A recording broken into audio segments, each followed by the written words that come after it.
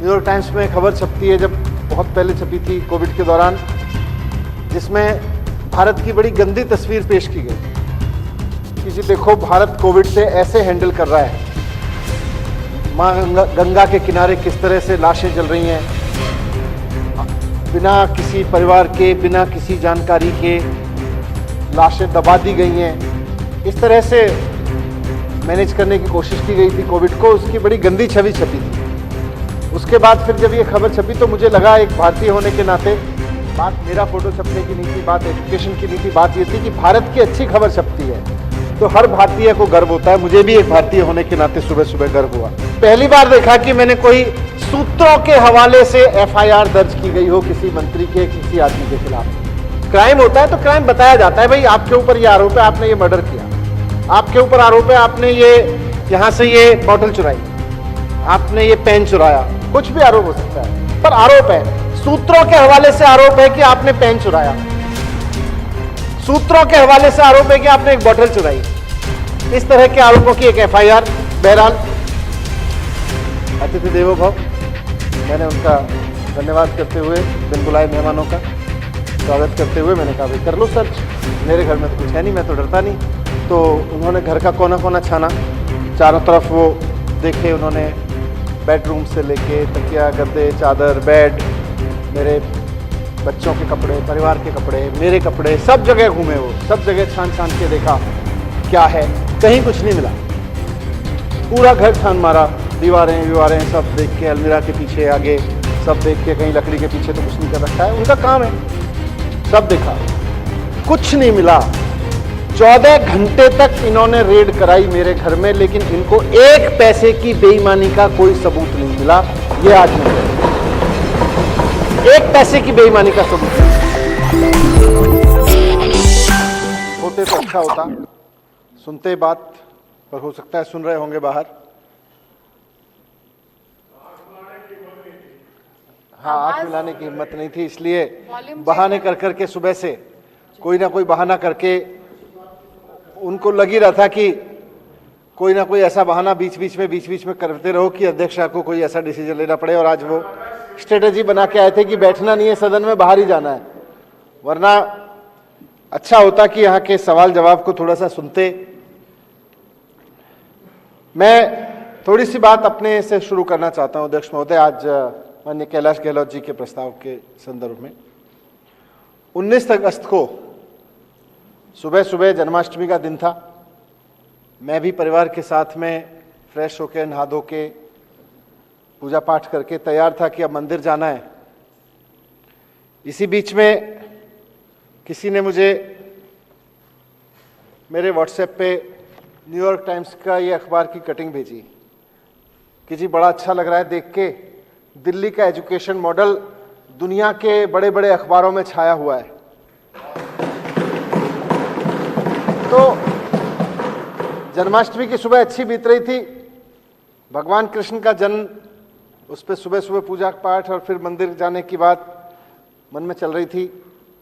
इसी बीच में ये खबर भी देखने को अच्छी मिली। मुझे लगा कि न्यूयॉर्क टाइम्स की एक और खबर मैंने देखी थी, तब से दिल मेरा बड़ा दुखी था कि एक तरफ न्यूयॉर्क टाइम्स में खबर छपती है, जब बहुत पहले छपी थी कोविड के दौरान, जिसमें भारत की बड़ी गंदी तस्वीर पेश की गई थी कि जी देखो भारत कोविड से ऐसे हैंडल कर रहा है। माँ गंगा के किनारे किस तरह से लाशें जल रही हैं, बिना किसी परिवार के, बिना किसी जानकारी के लाशें दबा दी गई हैं। इस तरह से मैनेज करने की कोशिश की गई थी कोविड को, उसकी बड़ी गंदी छवि छपी थी। उसके बाद फिर जब ये खबर छपी तो मुझे लगा, एक भारतीय होने के नाते, बात मेरा फोटो छपने की नहीं थी, बात एजुकेशन की नहीं थी, बात ये थी कि भारत की अच्छी खबर छपती है तो हर भारतीय को गर्व होता है। मुझे भी एक भारतीय होने के नाते सुबह सुबह गर्व हुआ। लेकिन मैं इस बात पे गर्व महसूस कर ही रहा था, खुशी महसूस कर ही रहा था कि 5 मिनट बाद ही, ये वाली खबर मिलने के 5 मिनट बाद ही मेरे पास में नीचे से एक आदमी आया, बोले जी सीबीआई वाले आए आपके घर पे रेड करने के लिए। तो मैंने कहा मैंने क्या कर दिया, पर वो आ गए। तब तक ऑफिसर सीबीआई के अच्छे आदमी थे, अच्छे लोग थे, पर गलत लोगों के भेजे हुए थे। तो आके उन्होंने मुझे सर्च वारंट वगैरह दिखाए, बताया जी आपके खिलाफ FIR है। मैंने कहा यार मैंने तो स्कूल ही बनवाए, अभी तो तारीफ ही पढ़ रहा था कि अच्छे स्कूल हो रखे हैं। तो मैंने क्या कर दिया, ये न्यूयॉर्क टाइम्स में खबर छपने पे FIR मैंने पहली बार सुनी। गलती तो वैसी यही थी कि इतना अच्छा काम कर दिया कि देश और दुनिया में तारीफ होने लगी दिल्ली के काम की, केजरीवाल जी के काम की। लेकिन फिर भी वो FIR भी पढ़ी मैंने, पूरी तरह से फर्जी FIR। सोर्सेज ये कह रहे हैं शायद दुनिया की किसी इन्वेस्टिंग एजेंसी द्वारा,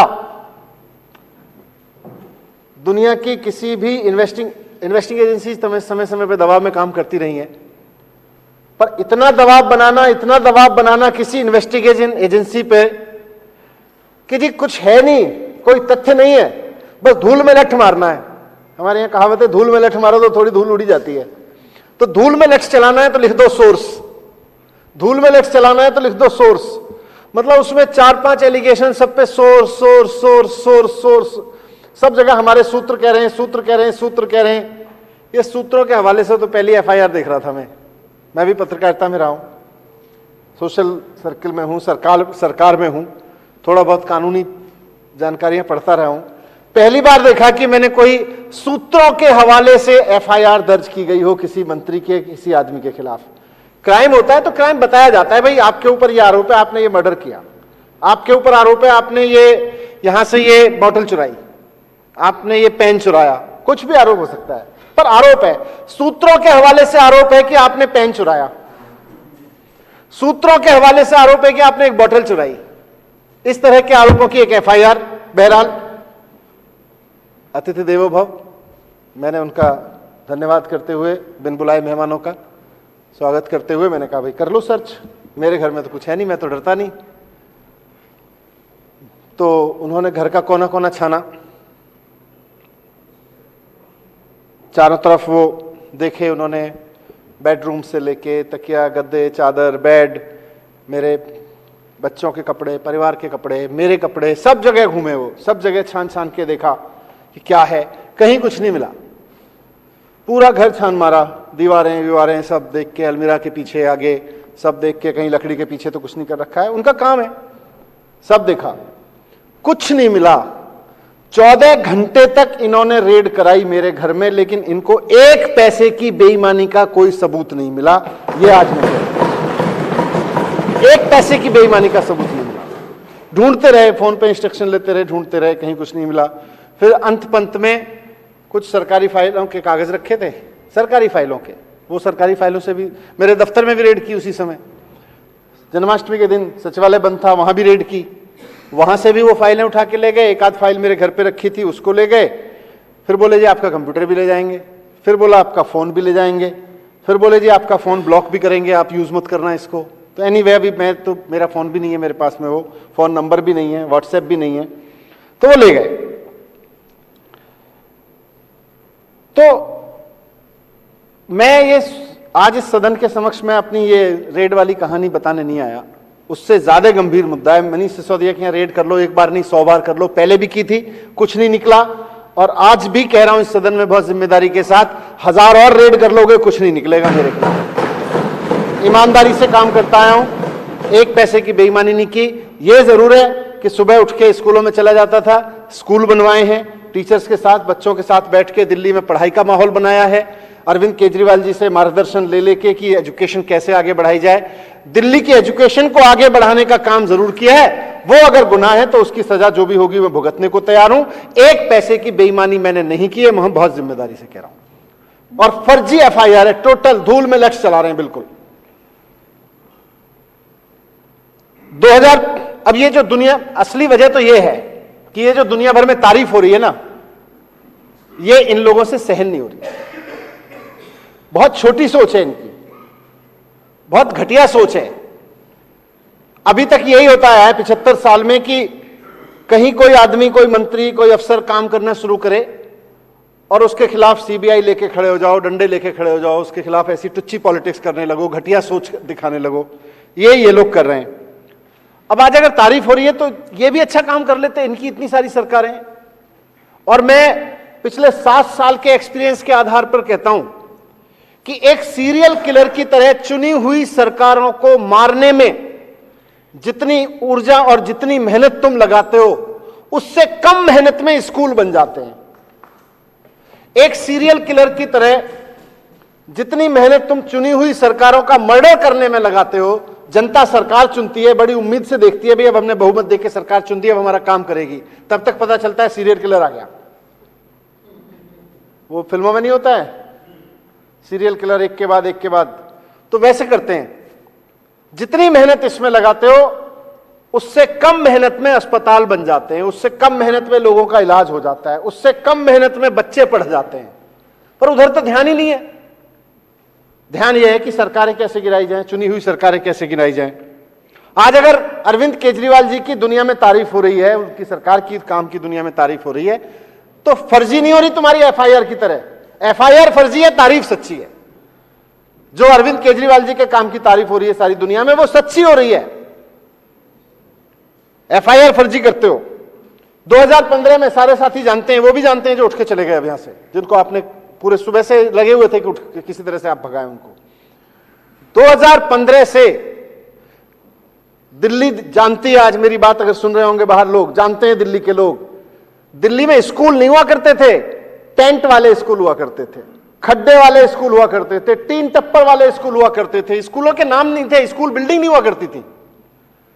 मैं बहुत जिम्मेदारी के साथ इस सदन के समक्ष रखना चाहता हूं कि आप सब भाइयों की कृपा से, बहनों की कृपा से आज दिल्ली में 700 नई स्कूल बिल्डिंग्स बनाई हैं। ये कहते हैं ना क्या बनवाया क्या बनवाया, 700 नई स्कूल बिल्डिंग्स आज केवल 2015 से लेकर आज तक खड़ी हुई हैं।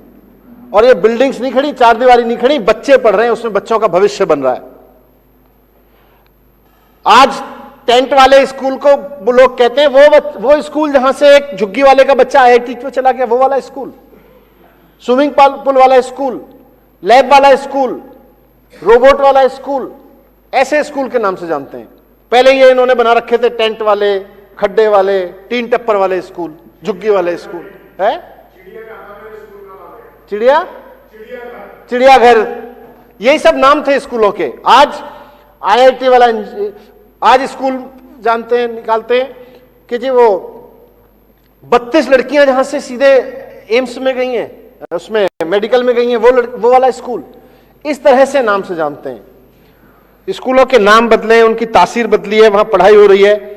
जैसा मैंने कहा 700 नए स्कूल बनवाए, 19,000 नए टीचर्स भर्ती किए हैं इस दौरान। 19,000 टीचर्स नहीं थे, और रिजल्ट भी बढ़े, बच्चों का कॉन्फिडेंस भी बढ़ा है, बच्चों ने शानदार उपलब्धियां हासिल की हैं, पूरे देश में नाम हो रहा है बच्चों का। लेकिन इसके जवाब में मोदी जी क्या कर रहे हैं? मोदी जी फर्जी एफआईआर लिखवा रहे हैं मेरे खिलाफ। मोदी जी क्या कर रहे हैं? मोदी जी मेरे घर पे सीबीआई की रेड करवा रहे हैं। मैं सोचता हूं कई बार कि अगर आज अरविंद केजरीवाल देश के प्रधानमंत्री होते और मैं मनीष सिसोदिया किसी और पार्टी की तरफ से किसी जगह शिक्षा मंत्री होकर अच्छा काम कर रहा होता, तो आज मैं बहुत दावे के साथ कह सकता हूं कि अरविंद केजरीवाल जी ऐसी घटिया हरकत नहीं करते। अरविंद केजरीवाल जी ऐसी छोटी सोच नहीं रखते कि दूसरी पार्टी का शिक्षा मंत्री कुछ अच्छा कर रहा है तो उसको घर में फर्जी एफआईआर करा के सीबीआई की रेड डलवा दो। अरविंद केजरीवाल जी गले लगाते, प्रोत्साहन देते, सराहना करते, अच्छा काम हो रहा है। और पिछले 7 साल में किया है। मोदी जी ने भी कोई ढंग का काम किया है, अरविंद केजरीवाल जी साथ जाके खड़े हुए हैं। और मोदी जी ने साथ जी नहीं खड़े किया तो अकेले दम पे उसको शुरू कर दिया है। वो चाहे योगा हो, साफ सफाई का मसला हो, कुछ ही चीज का मसला हो।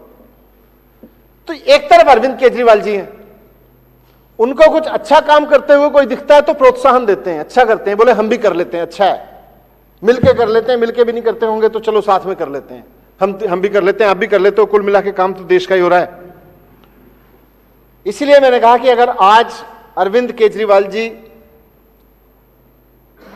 प्रधानमंत्री होते देश के और मैं किसी दूसरी पार्टी का शिक्षा मंत्री किसी राज्य में होता, तो यकीनन अरविंद केजरीवाल जी बुला के गले लगाते, प्यार से बिठाते, पूछते कैसे कर रहे हो, बोलते कि हमें भी और राज्यों में भी करना है, हमारी कई राज्यों में सरकार है, केंद्र में भी करना है, ये करते अरविंद केजरीवाल जी। मोदी जी क्या कर रहे हैं? मोदी जी फर्जी एफआईआर लिखवा रहे हैं, फर्जी पे एफआईआर लिखे जा रहे हैं। कहीं भी कोई अच्छा काम करे उनको इनसिक्योरिटी होने लगती है।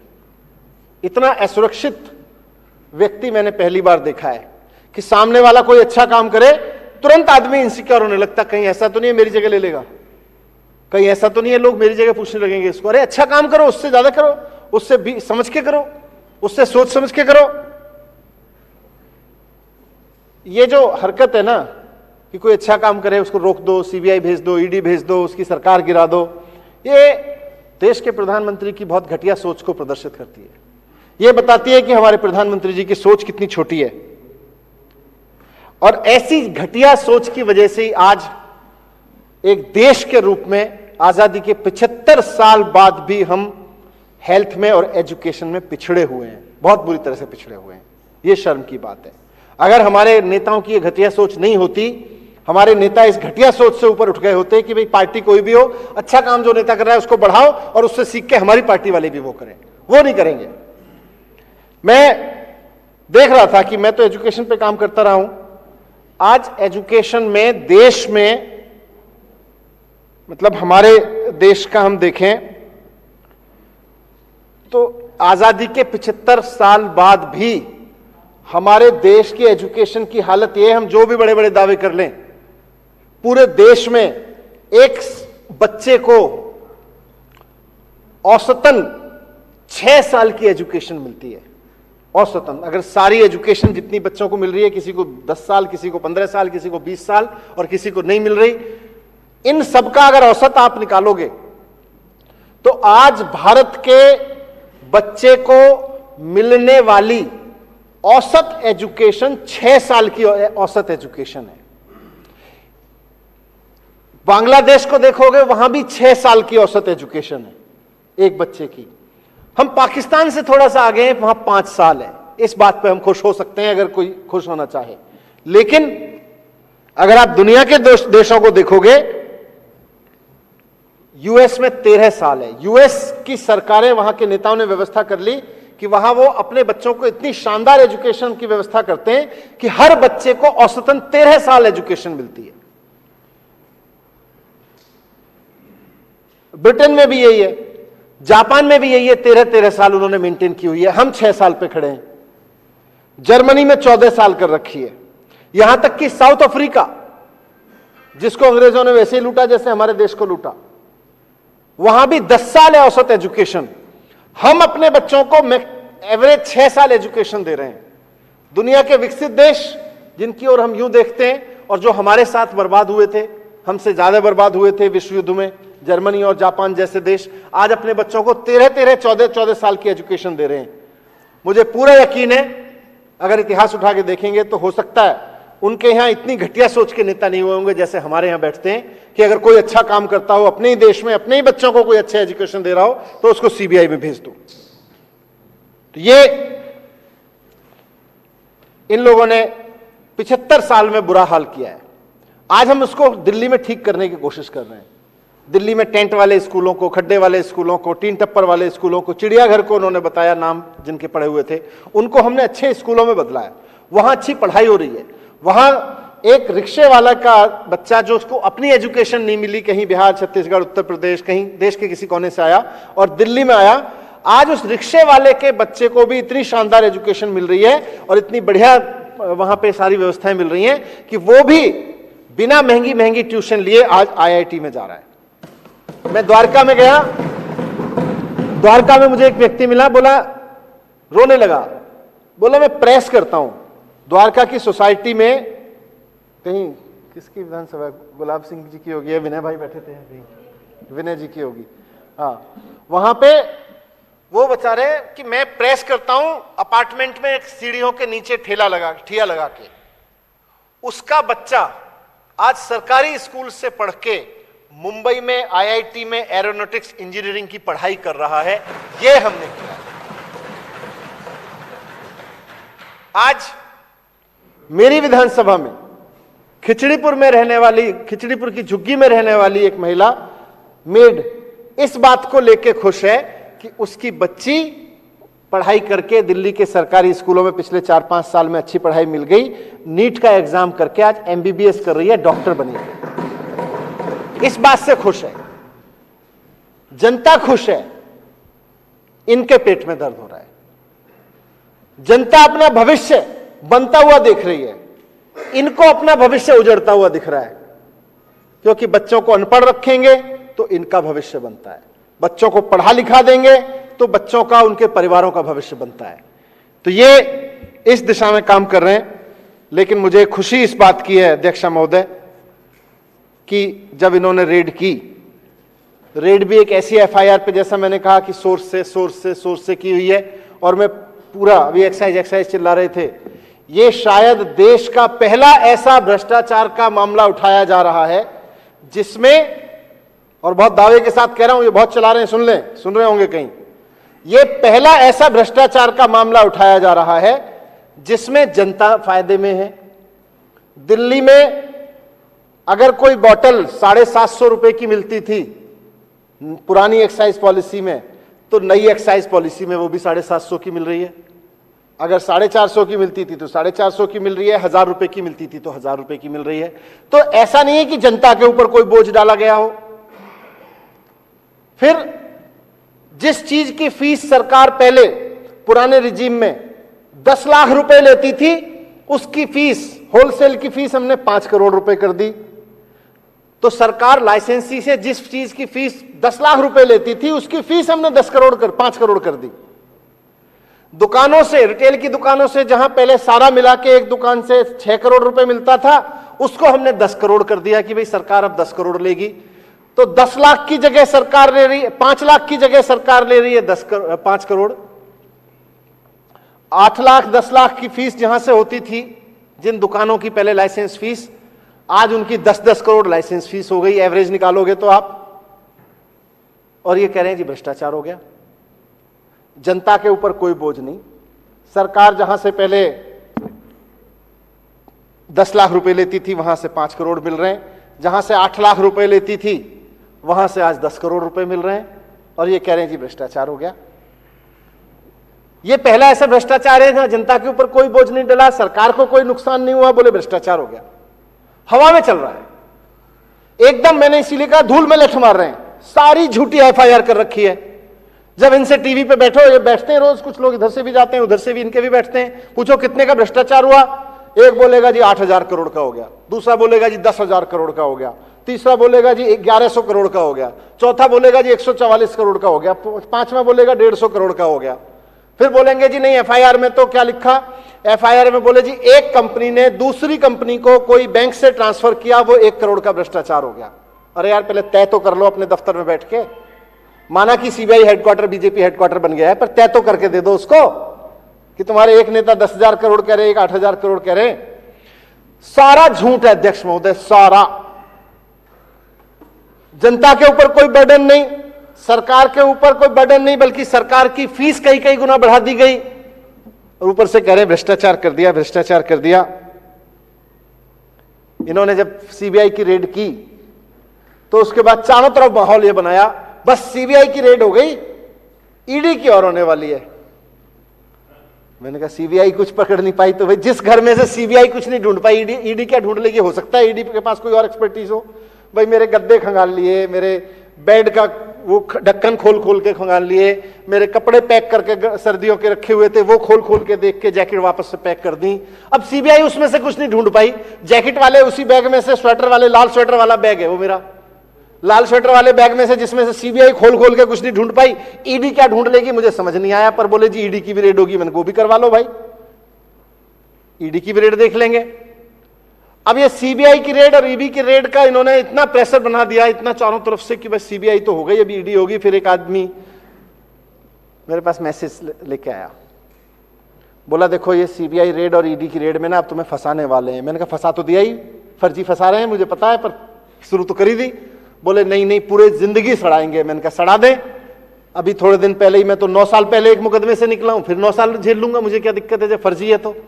बोले नहीं जानते नहीं हो तुम इनको, बहुत खतरनाक लोग हैं। बोले इनको इस तरह से मत लड़ो, ये केजरीवाल जी का साथ छोड़ के इधर बीजेपी में शामिल हो जाओ, सारे सीबीआई और ईडी तुरंत बंद हो जाएंगे, सारे केस खत्म हो जाएंगे। मैंने कहा मैं तो पहले ही कह रहा था केस फर्जी है। भ्रष्टाचार के केस ऐसे थोड़ी बंद होते हैं, ये तो फर्जी केस ऐसे बंद होते हैं। मैंने कहा मैं क्यों चला जाऊं भाई, जब मैंने कोई गलती नहीं की, मैंने तो कोई भ्रष्टाचार किया नहीं। आज नहीं तो कल अदालत में थोड़ा समय लग सकता है, लेकिन मुझे इस देश की अदालतों पे भरोसा है, न्याय करेंगी। तुम लोग जितना भी सीबीआई का दुरुपयोग कर लो, ईडी का दुरुपयोग कर लो, फिर पहले भी करते थे, फिर कर लो, पर मैं तो कोर्ट से छूट जाऊंगा। इसके लिए मुझे केजरीवाल जी का साथ छोड़ने की क्या जरूरत है? मुझे जरूरत ही नहीं है, मैंने कुछ गलती नहीं किया। तो बोले नहीं, आप समझो इस बात को मनीष भाई, सीबीआई और ईडी के रेड तो खत्म कराने की बात है ही है, हमें भी पता है ईमानदार हो छूट जाओगे, लेकिन देखो मौका है, एक बार बात कर लो विधायक साथियों से, देख लो कितने विधायक हैं आपके साथ, मुख्यमंत्री बनवा देंगे। बोले जी कितने तोड़ सकते हो? मैंने कहा पहले तो मुझे खुद को तोड़ना पड़ेगा, मैं खुद टूटने को तैयार नहीं हूं, मैं अपने साथियों के बारे में क्या करूं? जो खुद टूटने को तैयार नहीं है वो दूसरों को क्यों तोड़ेगा? मैंने उनको कहा यार देखो, मैं मुख्यमंत्री बनने नहीं आया था, मैं यहां पे ये पदों पे बैठने नहीं आया था, मैं तो अरविंद केजरीवाल जी के साथ लगा था, कुछ देश के लिए अच्छा करेंगे। सारे लोग ऐसे ही है, देश का कुछ अच्छा कर रहे हैं, चलो लग जाओ। उन्होंने कहा जी पार्टी बनानी, पार्टी बना ली। उन्होंने कहा चुनाव लड़ना है, चुनाव लड़ गए। उन्होंने कहा सरकार बनानी है, सरकार बना ली। आज खुश है हम इस बात से लेके कि भाई आज हम ऐसी सरकार में हैं जो देश में पहली बार एजुकेशन पे काम कर रही है। आज हमें गर्व है इस बात पे कि हेल्थ पे काम कर रही है, ईमानदारी से काम कर रही है। तुम्हारी सारी इनकी सीबीआई वीबीआई कहीं कुछ लाती है तो तुरंत फोटो खींचती है, देखो ये नोट की। मेरे घर से क्या निकला? कुछ नहीं निकला। अब मेरे स्वेटर की सजा के फोटो खींचते तो सीबीआई बना के उससे ईडी वाले आएंगे, उसकी ईडी बना के खींच लेंगे, एक लाल इधर रख देंगे, नीला इधर रख देंगे, हरा इधर रख देंगे, ई लिख देंगे उस, यही करेंगे, इससे ज्यादा क्या करेंगे? तुम कर लो, क्या करोगे? मैं यहां इन पदों पे बैठने नहीं आया, मैं आया हूं एजुकेशन बदलने।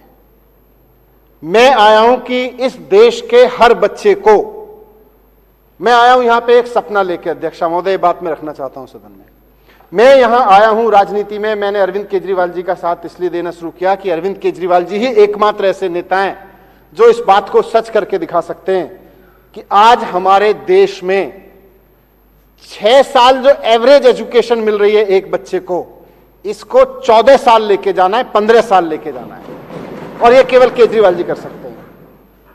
आज हमारे देश में जो ये एजुकेशन के नाम पे, इन सब के नाम पे प्राइवेट स्कूलों की मोटी मोटी फीस चलती है ना, इसको केवल अरविंद केजरीवाल जी रोक सकते हैं। इसलिए आया हूं मैं, और ये काम तो हम करते रहेंगे, टूटने वाले नहीं है।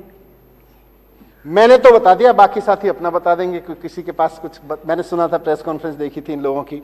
मैंने तो यही कहा भाई मुझे किसी को तोड़ने से पहले खुद को तोड़ना पड़ेगा, और मैं अपने आप को तोड़ने के लिए तैयार नहीं हूं।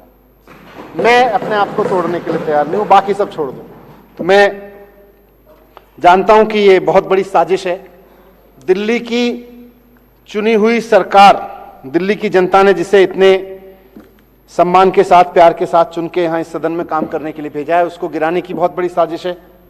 बहुत बड़ी साजिश इस बात की है कि दिल्ली की जनता को अनपढ़ रखा जाए। पूरे देश से जो आके झुग्गियों में, अनऑथराइज्ड कॉलोनियों में, गरीब कॉलोनियों में आके लोग रह रहे हैं, उनके बच्चों को अनपढ़ रखा जाए, उनको पढ़ने ना दिया जाए, ताकि वो इनकी गुंडागिरी के काम आ सकें। अगर वो पढ़ लिख गए तो इनकी गुंडागिरी के काम नहीं आएंगे। मैं सदन का बहुत आभार व्यक्त करता हूं कि मुझे ध्यान से सुना। बहुत इंपॉर्टेंट विषय है। मुझे उम्मीद है कि सदन यहां से पूरे दिल्ली के लोगों को एक भरोसा देगा, और मैं अरविंद केजरीवाल जी की तरफ से, अपनी तरफ से दिल्ली के लोगों को भरोसा देता हूं कि आपके वोट की ताकत से आए हैं, आपने हमें खरीद लिया, दुनिया की कोई ताकत हमें खरीद नहीं सकती। बहुत बहुत धन्यवाद।